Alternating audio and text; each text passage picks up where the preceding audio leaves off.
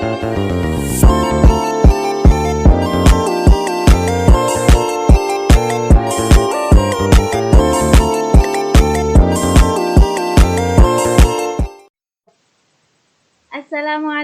warahmatullahi wabarakatuh. Perkenalkan, nama saya Nur Komariah, NIM 2306311. Di sini saya akan menjelaskan model pembelajaran kooperatif. Definisi pembelajaran kooperatif adalah model pembelajaran di mana siswa bekerja dalam kelompok kecil untuk mencapai tujuan akademik bersama.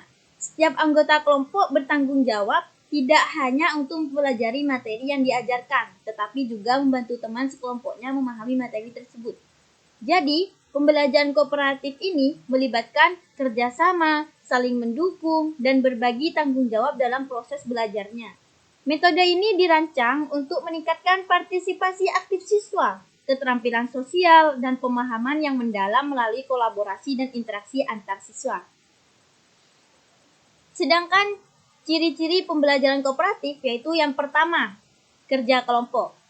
Jadi siswa bekerja kelompok yang heterogen, biasanya terdiri dari 4-6 orang. Yang kedua, interaksi tatap muka. Siswa saling berinteraksi secara langsung dan aktif berbagi informasi. Yang ketiga, tanggung jawab individu dan kelompok. Setiap siswa bertanggung jawab atas bagian tugasnya sendiri, sekaligus terhadap keberhasilan kelompok secara keseluruhan.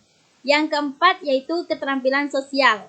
Siswa diajarkan keterampilan sosial seperti komunikasi, kolaborasi, dan penyelesaian konflik. Dan yang terakhir yaitu evaluasi kelompok. Penilaian dilakukan terhadap hasil kerja kelompok, namun tetap mempertimbangkan kontribusi individu.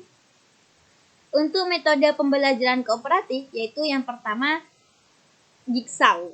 Jadi, siswa ini menjadi ahli dalam satu bagian materi dan kemudian mengajarkan bagian tersebut kepada anggota kelompok lain. Yang kedua, yaitu think pair share. Jadi, siswanya di sini berpikir sendiri, berpasangan untuk mendiskusikan ide, lalu berbagi dengan kelompok besar. Dan yang ketiga, yaitu STAT, atau Student Team Achievement Difference, yaitu siswa belajar dalam tim kecil dan kemudian diuji secara individu, skor kelompok didasarkan pada peningkatan skor individu.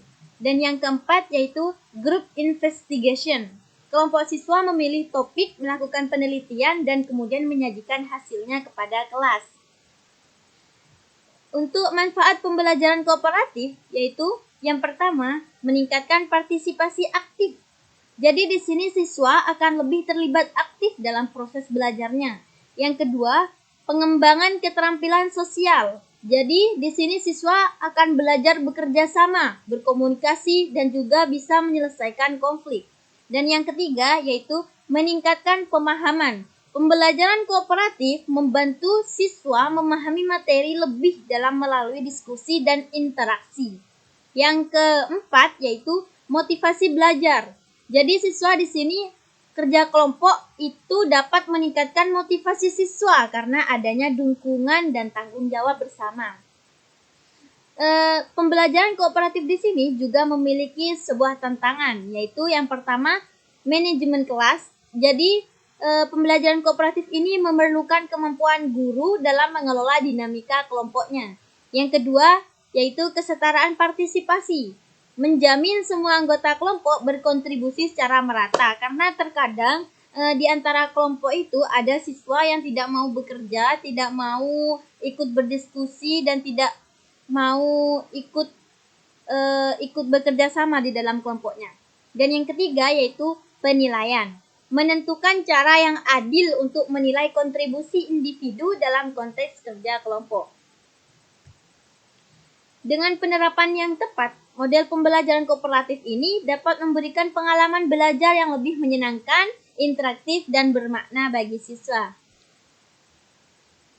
Selain ada tantangan, di sini pembelajaran kooperatif juga ada tipe-tipe modelnya. Yang pertama yaitu model pembelajaran kooperatif tipe Student Team Achievement Division atau STAD. Model ini yang dikembangkan oleh Robert Slevin dan kawan-kawannya dari Universitas Johns Hopkins yang merupakan salah satu model yang banyak digunakan dalam pembelajaran kooperatif karena modelnya yang praktis akan memudahkan melaksanakannya. Dalam model pembelajaran kooperatif tipe STAD, guru membagi siswa menjadi beberapa kelompok kecil atau tim belajar dengan jumlah anggota setiap kelompok 4 atau 5 orang secara heterogen. Yang kedua yaitu jigsaw. Jadi tadi sudah saya jelaskan terkait tipe-tipenya. Di sini saya lebih menjelaskan lebih rinci. Jadi seperti itu. Jadi ini yang kedua ada jigsaw. Tipe pemodelan belajar kooperatif model jigsaw ini dikembangkan oleh Elliot Aronson dan teman-temannya di Universitas Texas. Yang pengertiannya itu merupakan belajar konsep tertentu yang akan menjadi spesialisasi, sementara konsep-konsep yang lain ia dapatkan melalui diskusi dengan teman satu timnya. Yang ketiga yaitu model pembelajaran kooperatif GI atau Group Investigation. Model ini merupakan salah satu bentuk metode yang menekankan pada partisipasi dan aktivitas peserta didik untuk mencari sendiri materi atau informasi pelajaran yang akan dipelajari melalui bahan-bahan tersedia. Misalnya melalui dari buku pelajaran atau melalui internet. Metode ini dapat melatih peserta didik untuk menumbuhkan kemampuan berpikir mandiri dan keterampilan berkomunikasi, serta didik dilibatkan sejak perencanaan, baik dalam menentukan topik maupun cara untuk mempelajarinya melalui investigasi. Peserta didik terlibat secara aktif mulai dari tahap pertama sampai tahap terakhir pembelajaran. Hal itu akan memberikan kesempatan peserta didik untuk lebih mempertajam pemahaman terhadap materi. Yang keempat yaitu pemodelan pembelajaran kooperatif model Team Game Tournament atau TGT.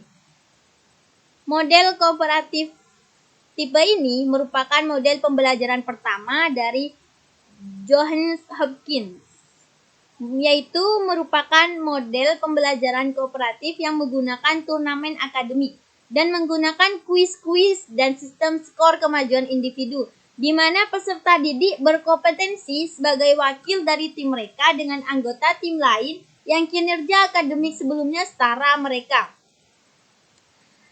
Metode TGT melibatkan aktivitas seluruh peserta didik tanpa harus ada perbedaan status. Lanjut, model pembelajaran kooperatif tipe Think Pair Share.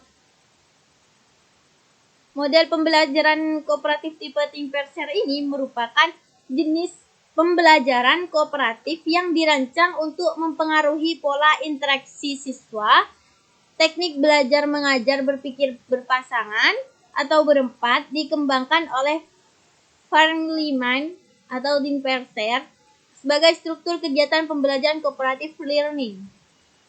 Selanjutnya ada Number Heads Together yaitu NHT, di mana ini model pembelajaran jenis kooperatif yang dirancang untuk mempengaruhi pola interaksi siswa dan berbagai alternatif terhadap struktur kelas tradisional. Lanjut, ada pengertian model pembelajaran kooperatif tipe Mix and Match. Model pembelajaran Mix and Match ini merupakan suatu model pembelajaran yang mengajak peserta didik mencari jawaban atas suatu pertanyaan atau pasangan dari suatu konsep melalui suatu permainan kartu pasangan. Yang kelima yaitu pengertian rotating trio action.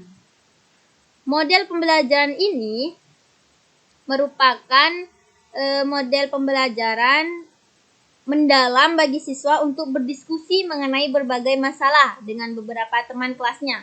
Jadi di sini merupakan problem solving untuk memecahkan masalah, sehingga nanti siswa akan berpikir kritis.